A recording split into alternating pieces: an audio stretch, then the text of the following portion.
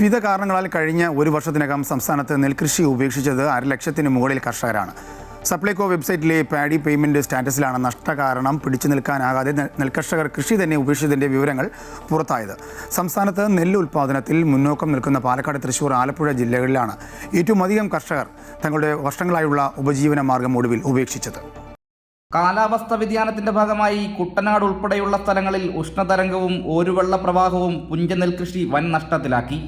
ഈ സീസണിലെ കണക്ക് പ്രകാരം ആലപ്പുഴ ജില്ലയിൽ മാത്രം 243 ഹെക്ടറിലുണ്ടായ നെൽകൃഷി നാശത്തിൽ 271 കർഷകർക്കായി 3.64 കോടിയുടെ നഷ്ടമാണുണ്ടായത്.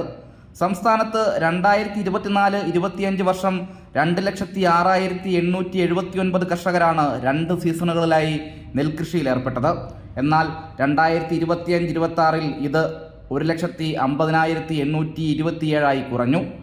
കൃഷിയും കർഷകരും കുറഞ്ഞതോടെ മുൻവർഷത്തേക്കാൾ 3.49 കോടി രൂപയുടെ നെല്ലിന്റെ കുറവാണ് ഇത്തവണ കേരളത്തിലുണ്ടായിരിക്കുന്നത്. ഇതിനെല്ലാം പുറമെ കൃഷി ഉപേക്ഷിക്കാൻ കർഷകർക്ക് കാരണങ്ങൾ നിരവധിയാണ്. സംഭരിച്ച നെല്ലിന്റെ വില പൂർണ്ണമായി കൊടുത്തു തീർക്കാത്തതാണ് മുഖ്യ കാരണം.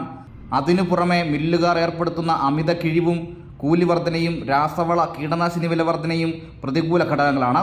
ഇതിനൊക്കെ പുറമെ തൊഴിലാളി ക്ഷാമവും വിവിധ സബ്സിഡികളിൽ നൽകാനുള്ള കുടിശ്ശികയും മടവീഴ്ചയും തുടങ്ങി നെൽകർഷകൻ അനുഭവിക്കുന്ന ദുരിതങ്ങൾ എണ്ണിയാലൊടുങ്ങില്ല.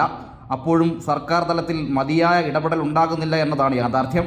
നെൽകാർഷിക മേഖലയിലെ പ്രശ്നങ്ങൾ പരിഹരിക്കാൻ സർക്കാരിൽ നിന്ന് ഇനിയെങ്കിലും കാര്യക്ഷമമായ ഇടപെടലും കർഷകക്ഷേമ നടപടികളും ഉണ്ടാകാത്ത പക്ഷം ശേഷിക്കുന്ന കർഷകർ കൂടി കൃഷി ഉപേക്ഷിച്ചാലും അത്ഭുതപ്പെടാനില്ല. അമൃത ന്യൂസ്, ആലപ്പുഴ.